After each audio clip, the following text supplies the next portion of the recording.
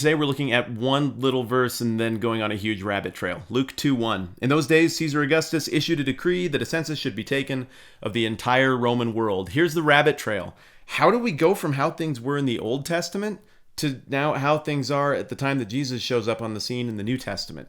You ever wondered what happened in there? Well, today I'm going to tell you that story so that the whole Jesus thing can make more sense. And it's a really good story, and good stories are better told around campfires. So we're doing it.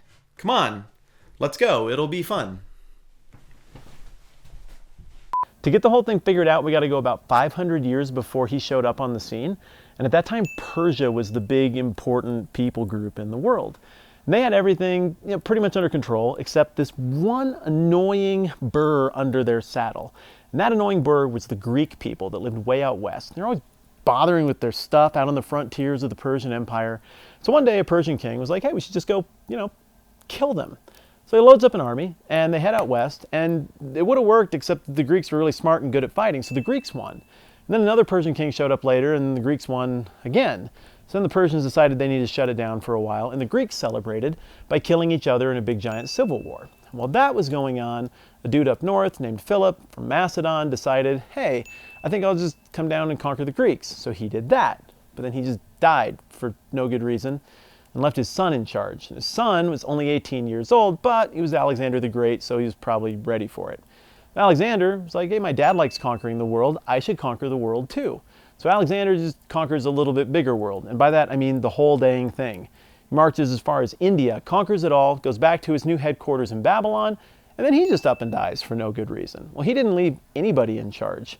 So his generals decided that they would just carve up the whole world and take it for themselves. And what's interesting about this is it makes the whole world Greekified. People speak Greek, they think Greek. Most people are cool with this, but the Jews, not cool with it. So the Jews throw a rebellion and set up their own kingdom, which works for a while, and we'll get back to that in a second. But meanwhile, the Romans way out west are this new people group, and they're all the rage, and they subjugate all of their neck of the woods and decide to do what everybody else in the story does, which is conquer the rest of the world. So they do, including the Jewish people, which makes the Jewish people real mad because now they are governed by a Roman emperor who they don't like. And this emperor is a guy named Caesar Augustus. Aha! Because in Luke chapter 2, Caesar Augustus is the guy who says, I want a census of the whole world. And so Mary and Joseph have to go to Bethlehem to be counted, and that's where Jesus is born, and da-da-da-da-da-da, Bible. So here's the point of my story. Jesus did not live once upon a time.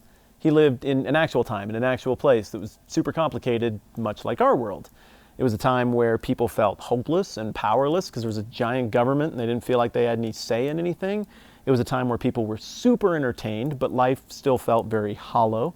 And it was a time where everybody should have been enlightened in this new world, but still people didn't get along very well. So bottom line, it's easy to imagine Jesus and the Bible as being very different from us and thus maybe kind of irrelevant. But in reality, I think Jesus understood a world that was a lot like ours very well. And if we get that, I think we can get him better than we otherwise would. And to help you remember what we just talked about, I'd like to perform a song for you that my grandma Whitman used to sing to me every night before bedtime to help me remember what happened between the Old and New Testaments. It goes a little something like this. Oh, the Greeks killed the Persians, and then they killed the Greeks. And after that, the Macedonians came and also killed the Greeks. And after that, the Macedonians went and killed some other people. And then the Jews went and killed the Greeks again. And after that, the Romans killed the Jews. All of which I'm against.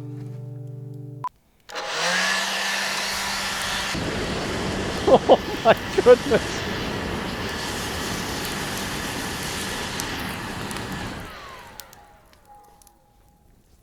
Tina, I made a fire.